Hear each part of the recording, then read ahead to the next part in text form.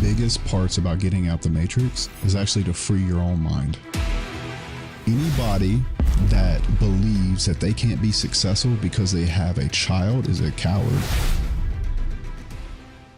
I would say, in addition to what you said about money, I would actually put fitness. I do put fitness in front of money.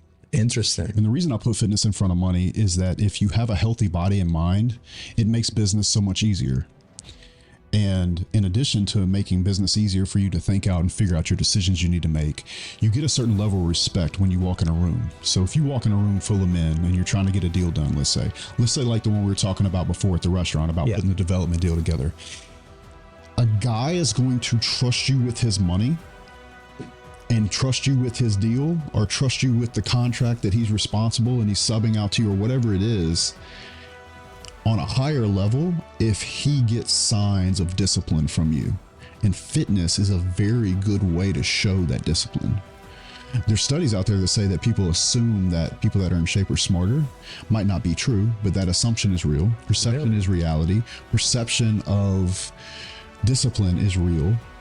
Actual discipline is obviously real as well. And that's just one of those things that you can't fake in this world. So you have a clear mind, your body's been shaken up, all the cells in your body have been moved around, you can think more clearly, you've had sweat come out of your body, like you've really got the whole engine running. So you're top optimal level physically, ideally, and then the respect that you garner, particularly from other men, is really going to help you in business. It's going to help you in leadership as well. Mm-hmm. I think being in good shape makes business substantially easier. Is it fair? No. Is it true? Absolutely. When it comes to being a young man making money, I think it's more important not to focus on the money, but the system that gets him the money.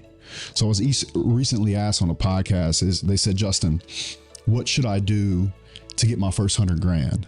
And I said to them, my friend, that is the wrong question. The right question is, how can I build a system that will spit me out $100,000 a month? And so for me personally, when I was a young man, I was always thinking in that way. It's like, man, if I could just get $10,000 saved up, I could do this X, Y, Z. When really it should have been, if I can put a system in place that I can do every day, I'll be making 10, 20, 30,000 a month. And focusing on the actual system, and Nick Saban would call it the process. Do you know who Nick Saban is? No. He's an Alabama football coach, but he keeps winning national championships year after year after year with new players and new coaches because he works on that process so much. He messes with the gears of his business that it spits out winning results every time. So really, if a young man is trying to get to money, he needs to get to 30,000 feet and be able to look at that business and all the pieces and parts that make that system work in order to spit out the result, because the money is just simply the result of something that's previously been done. So managing the gears and the systems in the business is what will give you the result of money. And then everything else is just accounting, really. So that's what I'll tell a young man, is to focus on learning how to build systems and that will pay you no matter what you do. So yeah, I do think the business model has a lot to do with it. Looking back, I didn't pick the best business model, but it was the only consciousness I had. It was the only thing I knew to do. Maybe if I'd have been born here in LA, I might have wanted to be a director. I might have saw an opportunity in the movie business. So a lot of times it's your consciousness. But one thing I would say is that generally now, I'm not interested in anything that you eat what you kill. You hunt and you get paid, you hunt and you get paid. Now I want a return on investment of my time, and I don't want it to continue to pay me. So real estate's a great example of that. I buy a big apartment building. There's a lot of work. There's a system to make that happen, right? I buy the property, but now it pays me forever. Whereas in construction, I built a system to win projects, but I do that one project and then I'm right back out hunting. Whereas in real estate, it pays me forever. I made a tweet earlier this year. I said that real estate is the OG of the subscription-based model. You were way low in the food chain right there. That's okay. I was low in the food chain when I was building metal buildings, because you have to understand there is the owner at the very, very top, or the investor, and then they hire an architect, and then the architect hires a contractor, a general contractor. Then I was a subcontractor. So I was way down the food chain myself. what you realize in that moment is that, hey, I need to go up the food chain and hire a level of these guys that were doing what I'm doing and create systems to be spitting out money all the time. And the terms of your agreement will probably give you the royalties in the end. So a lot of times in business, if you find that you're passionate about something or you have a goal and you want to go into an industry, understand where you are in the food chain, accept and take the money. I still make a lot of money in construction, a large amount of money.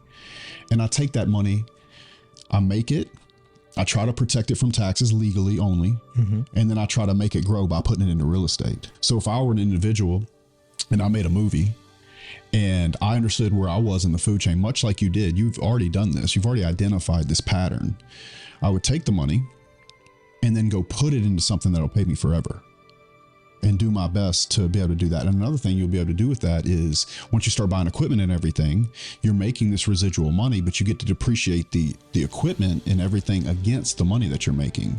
Whereas in your situation before, when you made that quick lick, you really didn't have a lot of places to put it. Like for me, I could depreciate trucks and things like that in the business, but those aren't going to put an impact in if you're making millions of dollars of profit a year. So for a young man, I would say that take advantage of the time where you have unicorn blood and you're willing to work 18 hours a day and you can run through a wall and you don't even need to sleep and you can cut your arm off and it would grow back. You know what it's like to be a very young man. Yeah. I very much remember that. And accept where you are. That's okay. But understand where you are in the food chain and what it would take to get yourself in a position where you would get a return on investment on everything you do for as long as possible. And I think when you're paying attention to a model, that's important. And then also I would tell a young man that if you think you want to go into industry, pick the guy you think you want to be when you grow up and take a very deep, close look at his life, not only from a work perspective, but a personal perspective. What kind of health is he in? Is he getting to spend time with his family? Does he have true freedom? What's important to you on that path? Because I can almost guarantee you that it makes more sense to assume that you're not special and assume that whatever that man or group of men that are doing what you want to do are doing, that you are not going to be able to put a trick on the game in a way that would not leave you in the same position that they're in. So take a hard look at your mentor's life. Take a hard look at his workload. Take a hard look at his stress level, his personal life. Does he get to leave whenever he wants? And then ask yourself the question, do I want to work 10, 15 years to put myself in his shoes, or will I be stuck when I get there?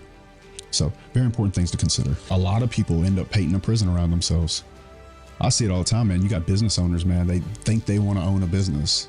Some of the most successful people in the world are employees. Entrepreneurship got super, super glamorized, I guess back 10, 15, 20 years ago, maybe. And now everybody wants to be an entrepreneur, man. But I think you can, if you get in there and you become really, really valuable to somebody, you'll probably end up on average making more money as an employee than you would an entrepreneur. I'm not trying to distress anybody from being an entrepreneur. Some people work better as employees. I know I have people that probably wouldn't want to own the businesses that I own, but they're very, very good with stress inside the business, because at the end of the day, it is my responsibility to make sure the company performs.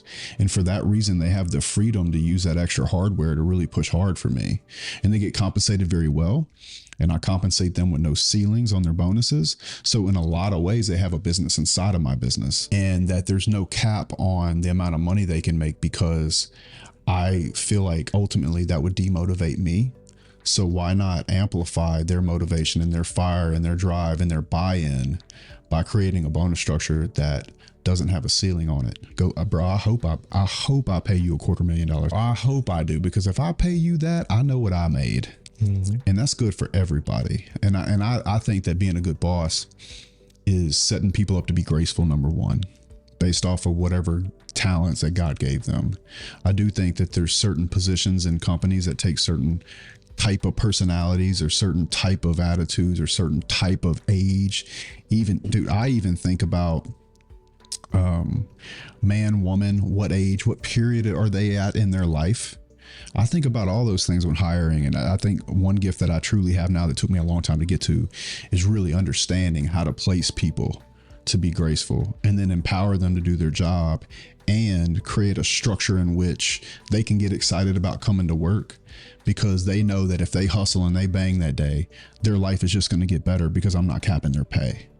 So There's a lot to think about when it comes to entrepreneurship. There's, like me and Tom talked about today, I mean, you have to be able to solve all the problems in the world, be a good leader, be graceful when other people are not, and set people up for success. So it's not an easy thing to do.